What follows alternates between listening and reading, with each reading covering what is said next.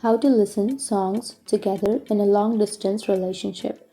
So if you want to listen songs together, then first you need to simply open your Spotify application. So Spotify allows you to listen together.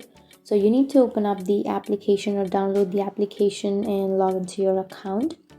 And once you've logged in, make sure to have a subscription, because if you don't have the subscription, then you may not be able to listen the songs together.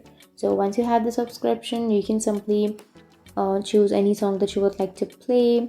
And once you've choose the song, now here on the bottom you will have link devices option.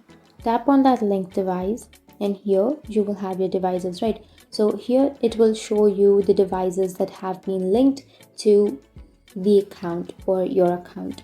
So from here you can have access to the accounts that are linked, and you can simply link your devices, and then you can drag or adjust the song, or you can skip that song, or you can go for the next one. And that's it. That's how you listen songs together in a long distance relationship on Spotify. And if you have any questions, feel free to comment below. Thanks for watching.